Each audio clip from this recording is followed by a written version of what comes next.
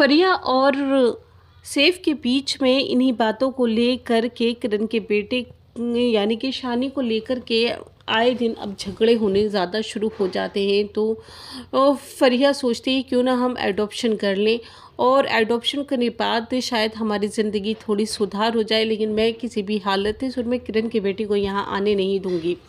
तो फिर वो उसे समझाता है, लेकिन एडॉप्ट करने के लिए सैफ तैयार नहीं होता है।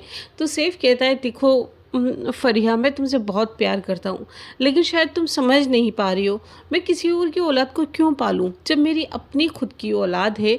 मैं उसे पालूँगा ना, मेरी अपना खून है और वो इतना बड़ा हो चुका है। अब जब से मैंने उसे देखा है तो मैं बेचैन हो रहा हूँ, उससे मिलने के लिए बेकरार हो रहा हूँ। मुझे समझ नहीं आ रहा मैं क्यों किसी और की औलाद देखूँगा या फिर पालूँ। अगर हमारी खुद की औलाद होती फरिया तो हमें ज़रूरत भी नहीं होती। तुम समझो, मैं तैयार नहीं हूँ मेंटली तौर पर, और मैं किसी भी तरह से तैयार नहीं हूँ कि मैं किसी और की औलाद को पालूँ सिर्फ इस बात के लिए जब मेरी खुद की औलाद हुए।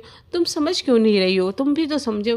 तो इस पर फरिया बहुत ज़्यादा शाउटेड हो जाती है और कहती है कि हाँ मैं समझ रही हूँ, तुम्हारी माँ तुम्हें ये सब कुछ सिखा रही है ना, क्योंकि उसे तो सिर्फ किरण ही चाहिए और शानी ही चाहिए। मैं तो वो स्टार्टिंग से ही पसंद नहीं थी, इसलिए वो ऐसा कर रही है और ऐसा मैं होने नहीं दूंगी। मैं नहीं चाहती कि किरण का बेटा यहाँ पर आए। हम कुछ भी कर लेंगे, हम एडॉप्ट कर लेंगे ना, हम उसे बहुत अच्छे से रखेंगे। हम उसका नाम भी शानी रख देंगे, लेकिन तुम समझो ना, मैं ये एक्सेप्ट कर ही नहीं पाऊँगी। फरिया कहती है, लेकिन सैफ भी उसे समझाने की कोशिश करता है देखो मैं किसी और के बेटे को क्यों पालूँ, क्यों, मुझे उससे कोई लगाव होगा ही नहीं, मेरा खुद की औलाद है। तुम समझो फरिया, तुम समझना नहीं चाह रही हो। फिर इसी बात पे दोनों का झगड़ा हो जाता है।